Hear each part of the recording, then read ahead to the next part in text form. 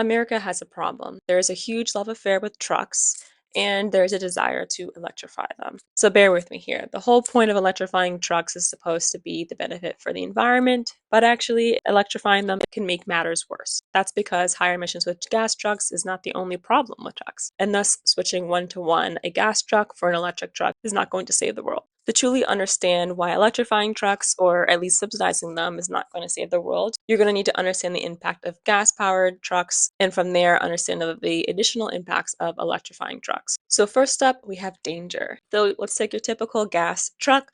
There's going to be less visibility, and of course, accidents tend to be more dangerous to pedestrians and smaller vehicles due to this. Trucks are also wider, leaving less space for cyclists. Also, before getting into electrifying trucks, I want to point out that the love affair with trucks is not completely inherent. Manufacturers have an incentive to sell trucks. The fuel efficiency standards are lower for trucks than for smaller typical passenger vehicles, and thus manufacturers' profit margins are also larger on those. All right, now let's get into electric trucks and the dangers that those ones pose. So let's take in the Rivian R1T. So the Rivian R1T has a base curb weight of over 7,100 pounds.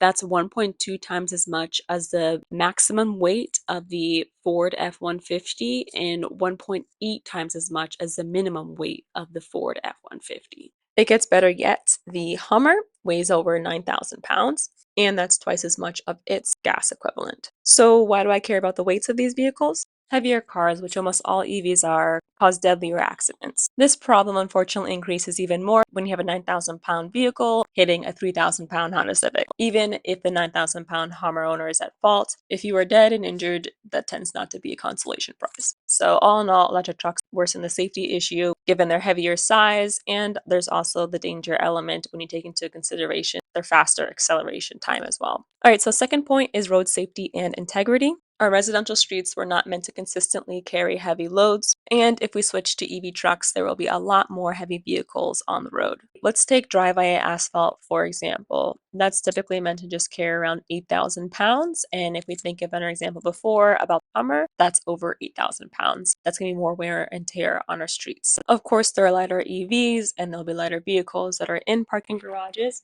With more EVs, we're going to wear out our streets faster, and we're going to need to use more concrete and asphalt to repair our streets. Also think about parking garages. Those typically have a PSF rating, which essentially rates for the weight that the parking garage can carry. It's a calculation based on the size and the weight that goes on top of it. Let's take into account our typical parking space. That's going to be around 19 by 8.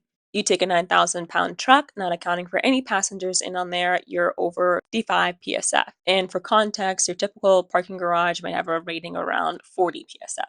Of course, there are lighter EVs and vehicles that will be in parking garages, but keep in mind the car parking garages weren't built for an influx of 9,000-pound vehicles being more prevalent. Thus, this could potentially be a real safety issue down the line. All right, so the next point is range. So I know the common saying is that as the tech improves, range will improve as well.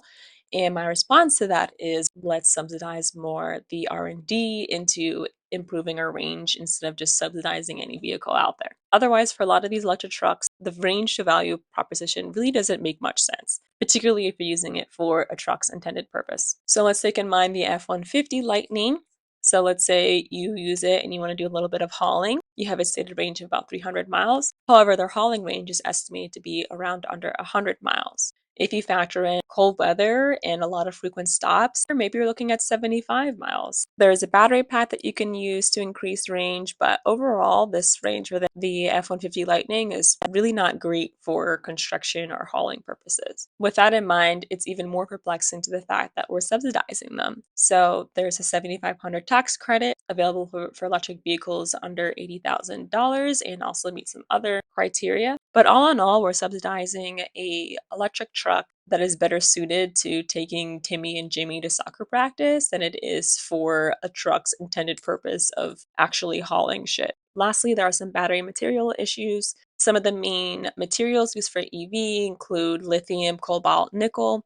These materials are not all an abundant supply that is economically or environmentally feasible to extract. Mining lithium, for example, can take up billions of tons of water in a mine's lifetime, and that's, of course, going to cause issues with water rights. So, with all these limitations in place, you may wonder, why are we wasting our energy on prioritizing electric trucks, and what should we do instead? And instead, of course, we can focus more heavily on subsidizing R&D into battery range. We can also subsidize more instead lighter weight EVs, particularly with some of the safety risks that I outlined earlier as well. Giving away $7,500 on an 80,000 luxury vehicle really is not the solution.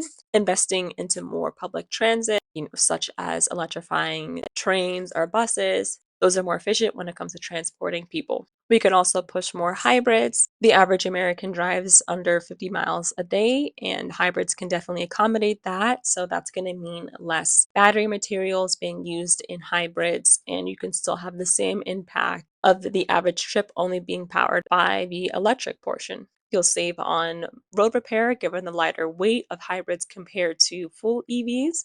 And just in general, they're cheaper to produce, which is important as well, given the increase in car prices.